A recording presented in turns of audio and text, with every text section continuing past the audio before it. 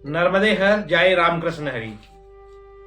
एक भक्त ने प्रश्न किया है, बाबा जी मेरी परिक्रमा अमरकंटक तक हो गई है, पर वहां मेरी तबीयत खराब हो गई, मैं आगे पैदल नहीं चल पाया और घर वापस आ गया, तो मैं अब फिर से अमरकंटक से परिक्रमा कर सकता हूं क्या?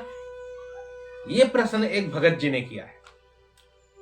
हमने सोचा ये प्रश्न कई लोगों के मन में होगा, क्योंकि हमने देखा है कई लोगों की परिक्रमा बीच में ही रुक जाती है और वो अपने घर वापस उन्हें लौटना पड़ता है, शारीरिक कष्ट के कारण या घर पे कोई कुछ भी अनहोनी घटनाएं हो जाती है तो उस कारण उन्हें घर लौटना पड़ता है। तो ये प्रश्न का उत्तर हमने जब YouTube पे सर्च किया तो कहीं भी नहीं मिला। तो हमने सोचा कि वीडियो के माध्यम से इनका जो प्रश्न है, हो सकता है कहीं लोगों का यही प्रश्न हो, तो हमने सोचा वीडियो के माध्यम से हम इसकी जानकारी आप तक पहुंचाएं। तो आप हमारे चैनल को सब्सक्राइब कर लें, हमारी वीडियो को भी लाइक कर दें और ये वीडियो को अंत तक देखें। आप चाहे नर्मदा परिक्रमा लगा रहे हैं या नहीं लगा रहे हैं, आप नर्मदा परिक्रमा पे जा रहे हैं या लगा रहे हैं, या आपने लगा ली या आपकी परिक्रमा भी इसी प्रकार से बीच में छूट गई और वापस आ गए, तो आप सबके लिए बड़ी महत्वपूर्ण जानकारी है जो आपको जानना चाहिए। क्यों? क्योंकि हो सकता है आपके कोई परिचित हो जिनके साथ इस प्रकार से घटना हुई हो, उनकी परिक्रमा बीच में छूट गई हो, अब उनके मन में भी संशय हो, तो वो संशय आज इस वीडियो के माध्यम से दूर हो जाएगा। तो देखिए, सबसे पहले तो हम एक बात ये बताएं आपको कि जो हम नर्मदा मैया की परिक्रमा लगाते हैं तो हम सबसे बड़ी गलती क्या करते हैं कि बहुत ज्यादा चलते हैं। आप एक बात को ध्यान रखें, ज्यादा ना चले, क्योंकि देखिए जो हमारा ये शरीर है, ये शरीर को हम उतना ही चला सकते हैं जितनी इस शरीर की कैपेसिटी होगी, है ना, इसमें जितनी शक्ति होगी। अब यदि हम इसे जबरन चलाएंगे 40 किलोमीटर 50 किलोमीटर रोज अगर हम इसे दौड़ा रहे हैं, चला रहे हैं, है ना, अब देखिए जब हम इसे पूरा दौड़ाएंगे चलाएंगे तो इसके लिए पोषण भी चाहिए, हमको ऐसा पाने के लिए भी चाहिए, इसकी खान पीन भी हमें ऐसी करनी पड़ेगी। पर वो नर्मदा मैया की परिक्रमा में संभव तो है नहीं, हमको जो वहां मां जो पवाती है हमें वो पाना पड़ता है। पर ये शरीर तो शरीर है ना, 5 तत्वों से बना हुआ है। तो इसलिए पहले तो हम आपको यह सलाह देंगे कि आप नर्मदा परिक्रमा में कम चलिए, ज्यादा से ज्यादा 25 किलोमीटर चलिए, इससे ज्यादा मत चलिए। आपको 3 महीने की जगह 4.5 महीने में आपकी परिक्रमा पूर्ण हो जाएगी। आप 3 महीने के लिए तो आए हैं और 1.5 महीना ऊपर सही, पर आराम से चले, जिससे आपकी परिक्रमा खंडित ना हो। ओंकारेश्वर से कई भक्त यही करते हैं कि नर्मदा परिक्रमा आरंभ करेंगे और शुरू में ही 25 किलोमीटर 30 किलोमीटर 40 किलोमीटर चलते हैं और बड़वानी तक आते आते हम कई वीडियो में बता चुके हैं, कई लोगों के घुटनों में दर्द और ये अनेक प्रकार की शारीरिक कष्ट उत्पन्न हो जाता है। या तो फिर सुलपानी पार करने के बाद, समुद्र पार करने के बाद या अमरकंटक पहुंचते पहुंचते तो शरीर जवाब दे देता है और फिर हमारे मन में आता है, हम थक जाते हैं कि बस अब तो मुझसे नहीं बनेगा, अब मैं आगे नहीं बढ़ पाऊंगा। फिर हमारे घर परिवार वाले हमसे कहते हैं, अरे भाई आप तो वापस आ जाओ, शरीर में ज्यादा कष्ट हो जाएगा, उन्हें हमारी फिक्र रहती है, हम वापस चले जाते हैं। और फिर ये प्रश्न हमारे मन में आता है कि अब हम क्या करें, वापस से वहीं से परिक्रमा लगाएं या फिर वापस ओंकारेश्वर से परिक्रमा चालू करें, या जहां से हमने परिक्रमा उठाई वहां से चालू करें। तो पहली तो सलाह यह है कि आप कम चलिए तो परिक्रमा पूर्ण होगी पूरी, बाकी मां नर्मदा की इच्छा। अब आपका जो ये प्रश्न है कि हमने जहां परिक्रमा छोड़ी, क्या वापस आधे रास्ते से उसी जगह से हम परिक्रमा उठा सकते हैं? तो देखिए, पहले तो हमको मार्कंडेय मुनि ने जो नर्मदा मैया की परिक्रमा की, हमें उस पर थोड़ा चिंतन करना पड़ेगा। पहले जब मार्कंडेय मुनि को भगवान शिव ने नर्मदा मैया की परिक्रमा करने की आज्ञा प्रदान की, और मार्कंडेय मुनि भगवान शंकर के परम भक्त थे, महामृत्युंजय मंत्र भी उनके द्वारा ही प्रकाशित हुआ। तो देखिए महाराज, जब मार्कंडेय मुनि ने नर्मदा मैया की परिक्रमा की और पूरी परिक्रमा पूर्ण करने के बाद जब मार्कंडेय मुनि ओंकारेश्वर लौटे, भगवान का जलाभिषेक किया और कहा, प्रभु आपकी आज्ञा से मैंने नर्मदा मैया की परिक्रमा पूर्ण कर ली। तब भगवान शंकर ने कहा, मुने तुम्हारी परिक्रमा तो पूर्ण नहीं हुई, खंडित हो चुकी है। मार्कंडेय मुनि ने कहा, प्रभु मैंने पूर्ण परिक्रमा की, जिस प्रकार से परिक्रमा करना रहता है मैंने उसी प्रकार से सारे नियमों का पालन करते हुए परिक्रमा की। नर्मदा मैया के जल में प्रवेश नहीं किया, मैंने पूरे नियमों का पालन किया, मेरी परिक्रमा खंडित कैसे हो गई? भगवान शंकर बोले कि मुनि आपने नर्मदा मैया को लांग दिया। लांग दिया? प्रभु जहां तक मुझे पता है मैंने तो मां को नहीं लांगा। तो भगवान ने कहा कि अमरकंटक में एक स्थान पे मां नर्मदा गुप्त रूप में बहती और वहीं आप उसे लांग गए। अब मुनि ने कहा कि प्रभु मुझे तो पता नहीं था।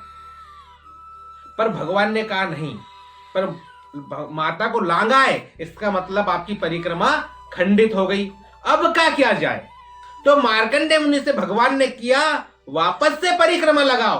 अब मार्कंडेय मुनि ने कहा, अब मैं नर्मदा मैया की परिक्रमा में जितने नदी नाले आएंगे उन सबको पार करते हुए परिक्रमा लगाऊंगा।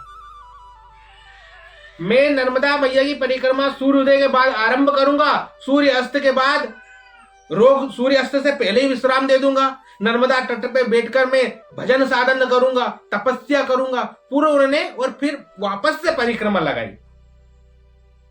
तब जाकर उनकी परिक्रमा पूर्ण हुई। तो ये हम इसलिए आपसे कह रहे हैं कि देखिए, यदि हम नर्मदा मैया को लांग देते हैं, जैसे आपने अमरकंटक में नर्मदा मैया की परिक्रमा को विश्राम दिया है ना, अब वहां से आप अपने जब घर लौटे, अब कहीं ना कहीं यदि आपने नर्मदा मैया को पार किया होगा तो वहां आपकी परिक्रमा जो है वो खंडित होगी। या आप मान लीजिए किसी भी स्थान पे रुके और आपने मां नर्मदा की परिक्रमा जो है छोड़ी और नर्मदा मैया को लांगा, परिक्रमा खंडित हो गई। अब दूसरी बात ये जानिए आप कि आपके साथ जो नर्मदा मैया का संकल्पित जल रहता है, जो ओंकारेश्वर से या अमरकंटक से या जहां से आप परिक्रमा आरंभ करते हैं, वहां ब्राह्मण देवता आपको संकल्पित जल देते हैं कि आपको ये जल की रोज और पूजा करनी है सुबह शाम। अब वो जल जो है, वो जल को हमें परिक्रमा पूर्ण होने पर ओंकारेश्वर भगवान के ऊपर अर्पण करना पड़ता। उस जल से, नर्मदा जल से जो आपकी शीशी में है, वो ओंकारेश्वर भगवान के ऊपर चढ़ाना होता है, तब जाकर आपकी वो परिक्रमा पूर्ण होती है, जैसे मार्कंडेय मुनि ने किया था। तो देखिए, अब आप जब नर्मदा परिक्रमा बीच में छोड़ते हैं तो हमारा जो जल रहता है, हम क्या करते हैं, किसी परिक्रमा वासियों को देते हैं। हमने तो ऐसा नहीं किया था, किसी परिक्रमा वासियों को देते हैं, या जहां पे नर्मदा मैया रहती है हम वही जल को वहीं पर विसर्जन कर देते हैं। तो अब वहां जब जल विसर्जन कर दिया तो भी आपकी परिक्रमा, वो जल तो भगवान तक चढ़ा नहीं। एक तो कारण ये हो गया, है ना। उसके बाद क्या होता है, देखिए, नर्मदा मैया परीक्षा भी लेती है ना। तो हम क्या करते हैं, हमारा हौसला बिल्कुल ऐसी स्थिति माप हमारे सामने प्रकट कर देती है कि हमें ऐसा लगता है अब तो हमसे होगा ही नहीं, और कहीं ना कहीं हम परीक्षा में भी फेल हो जाते हैं। पर हाँ, परीक्षा में फेल होने के बावजूद भी हम वापस से पास हो सकते हैं, इसमें बिल्कुल भी संशय नहीं। उसके लिए हम वापस से परिक्रमा करने जाए। तो देखिए, हमारा मानना है और ग्रंथ भी कहते हैं, हमने जैसे आपको मार्कंडेय मुनि की कथा इसलिए थोड़ी सी सुनाई संक्षिप्त में, कि अगर हमारी परिक्रमा कहीं भी छूटी है तो आपको परिक्रमा वापस से ही ओंकारेश्वर से उठाना पड़ेगी। उसका पूर्ण फल आप चाहते तो ओंकारेश्वर से परिक्रमा को उठाइए, जल हाथ में लीजिए, वहां संकल्प का पूरी परिक्रमा कर कर जल ओंकारेश्वर भगवान के ऊपर अर्पण कर दीजिए, आपकी परिक्रमा पूर्ण होगी। देखिए, एक बार हमारी परिक्रमा अमरकंटक तक गई और रह गई, बड़वानी तक गई रह गई, या और कहां तक गई और हमारी शरीर पीड़ा से वही परिक्रमा हमारी छूट गई, तो चिंता नहीं करें, वापस से परिक्रमा चालू करें। एक बार, दो बार, तीन बार, माँ कितनी बार परीक्षा लेगी, चौथी बार में तो हमारी माँ नर्मदा परिक्रमा पूरी करा देगी। क्योंकि नर्मदा मैया की परिक्रमा करना हमारे शरीर के लिए सामर्थ्य है ही नहीं हमारे शरीर में कि हम नर्मदा मैया की परिक्रमा करें। ये तो मां नर्मदा की कृपा से ही हम नर्मदा जी की परिक्रमा पूर्ण कर सकते हैं, और भगवान शंकर की कृपा से। तो हमारा जवाब आपको शास्त्र संबंध है कि आप वापस से परिक्रमा आरंभ करें। अगर कहीं आपकी परिक्रमा छूट जाती है तो वापस से परिक्रमा आरंभ करें। हाँ, यदि आप सिर्फ किसी कामना से नहीं, बस ऐसे ही माँ की परिक्रमा लगा रहे कि चलो मैया की परिक्रमा लगाते हैं, कोई कामना नहीं आपकी, क्योंकि देखिए कामना पुण्य प्राप्त करने की भी कामना होती है। ऐसा नहीं कि संसारिक कामना, पुण्य प्राप्ति की कामना, मोक्ष की कामना, है ना, कि ये पुनरपि जन्म पुनरपि मरणम पुनरपि जननी जठरे सैनम, है ना, बार बार गर्भ में आना। सबसे बड़ा नरक क्या बताया गया? माँ का पेट, है ना, 9 महीने उसमें रहता है बच्चा, है ना। माँ जैसे ही कहती है मुझे खट्टा खाना है, पति कहते हैं अरे मेरी धर्मपत्नी को खट्टा खाना है, सासू कहती है अरे खटाई लाओ खटाई लाओ खटाई खिलाओ, है ना। उसका कुछ भी खाने का मन, चरखा खाने का मन हुआ चरखा खिलाओ, मीठा खाने का मन हुआ मीठा खिलाते हैं। पर वो जो खाती है उससे वो बच्चे को पेट में भयंकर पीड़ा होती है। ये भागवत जी में इसका वर्णन आता है। तो वो बच्चा किस प्रकार से छटपटा रहता है, पड़ा रहता है, 9 महीने भगवान से प्रार्थना करता है कि हे प्रभु आप मुझे यहां से निकालिए। क्यों निकालिए? मैं जैसे ही संसार में जाऊंगा और आपका भजन करूंगा। भगवान उसको जन्म जन्म के उसका जन्म दिखाते हैं, देख तूने कितने जन्म बिता दिए, कहता है प्रभु अब इस जन्म में मैं आपकी प्राप्ति कर लूंगा, अब इस जन्म में आखिरी जन्म है मेरा, मैं अब 84 लाख योनि के चक्कर में नहीं पड़ूंगा। पर वो जीव जैसे ही बाहर आता है योनि के माध्यम से, वो वापस से माता पिता भाई बंधु रिश्तेदार संसार इस मोह माया में पड़ जाता है और भगवान को भूल जाता है। और इसीलिए ये मां नर्मदा की परिक्रमा लगाई जाती है कि मां नर्मदा की परिक्रमा से हमको मोक्ष की प्राप्ति हो जाए, जिसका वादा हमने भगवान से गर्भ में किया। तो यदि हमको मोक्ष की प्राप्ति चाहिए, पुण्यों की प्राप्ति चाहिए, या हमको कोई मनोकामना हो, तो हमें वापस से नर्मदा मैया की परिक्रमा ओंकारेश्वर से उठाकर और ओंकारेश्वर पर ही उसका विश्राम देना चाहिए। तो आज की इस वीडियो में हमने आपको ये जानकारी स्पष्ट रूप में बता दी।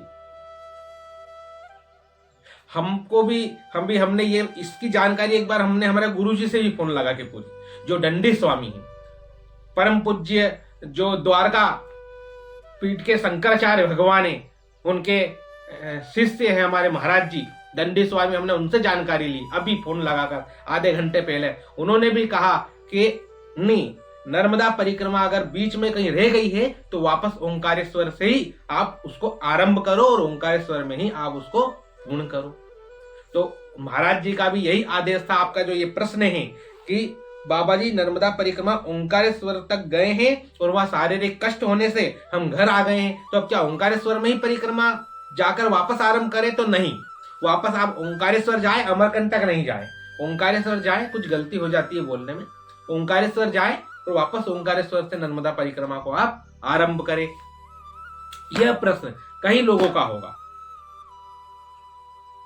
तो हमने आपको मार्कंडे मुनि के भी कथा के माध्यम से समझाया, हमने महाराज जी से भी पूछा, उनसे भी समझाया। तो आप वापस से परिक्रमा करें, आनंद के साथ परिक्रमा करें, जल्दबाजी ना करें, क्योंकि एक बहुत बड़ी तपस्या है।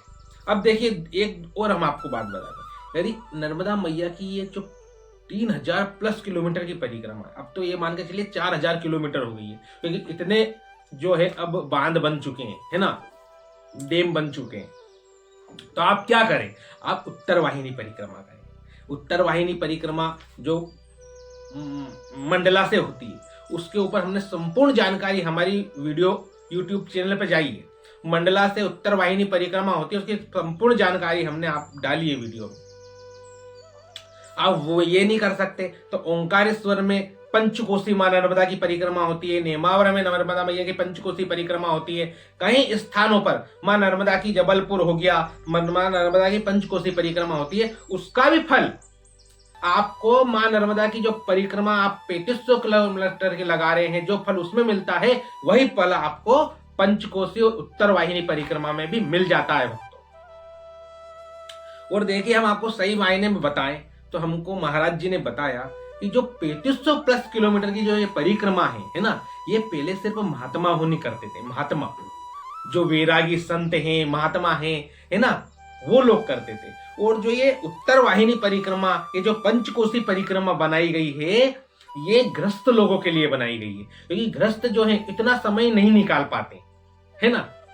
तो वो क्या करते हैं, वो ये पंचकोसी परिक्रमा कर लें, जिससे उनको मां नर्मदा परिक्रमा का पुण्य प्राप्त मिलेगा।